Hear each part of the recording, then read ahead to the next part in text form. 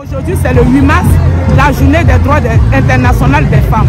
Et comme je dis, vous voyez, la réforme de la retraite que le gouvernement veut même imposer aux femmes est injuste envers les femmes. Parce que tout le monde sait, c'est pas un truc qui est caché, que les femmes sont vraiment victimes de cette réforme de retraite.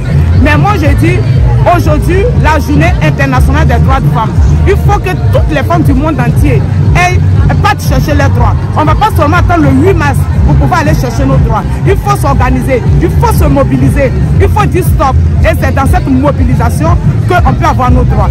Voilà. Donc, je dis bonne journée à vous. Et puis, la lutte continue et sachez que l'union fait la force.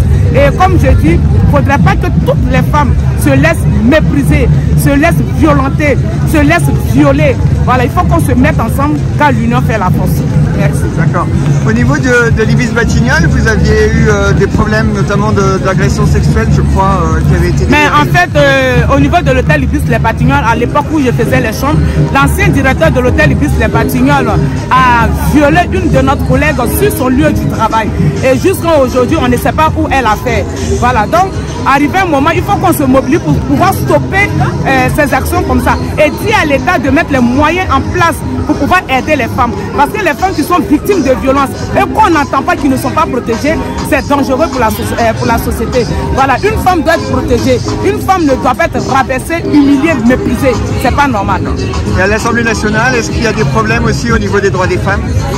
Mais au niveau des droits des femmes, je pense à l'Assemblée nationale, nous, pendant notre niche parlementaire, on avait proposé que on votait les 1 milliard d'euros qu'on demandait à l'État de mettre à la disposition des associations pour pouvoir aider les femmes qui étaient victimes de violences chez elles à la maison, qui ne savaient pas souvent où aller. Mais bon, la loi n'a pas, on n'a pas pu voter cette loi-là.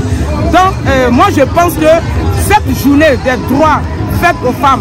Normalement, moi, j'appelle toutes les femmes, comme je dis, toutes les femmes du monde entier, toutes les femmes du monde entier, qu'on a besoin d'avoir nos droits. Et on doit avoir nos droits. On ne va pas attendre, comment on appelle ça, la justice, où vous dites que oui, la police ne nous écoute pas pour ne pas aller chercher nos droits. Il faut se mobiliser, comme aujourd'hui, vous voyez, il y a des milliers de personnes, de femmes dans la rue, pour pouvoir dire que oui, on a besoin d'avoir nos droits. C'est important. Le droit de la femme, c'est important. La société est civilisée, tout a changé, mais on ne doit pas baisser les bras, on ne doit pas se laisser faire. Et je pense que c'est dans la lutte qu'on peut avoir beaucoup de choses. Est-ce qu'il y a du sexisme à l'Assemblée nationale? Du sexisme, je ne sais pas. Je veux dire, est-ce que les femmes sont traitées en égal avec les hommes dans la vie de tous les jours à l'Assemblée nationale? Mais vous savez même, c'est pas que forcément à l'Assemblée nationale, parce qu'à l'Assemblée nationale, les hommes sont plus que les femmes. Ça se voit, on n'est pas, il n'y a pas 10 femmes, 10 hommes. Les hommes sont nombreux. Voilà, donc je pense que ça aussi, il faut que de ce côté, ça change. Voilà.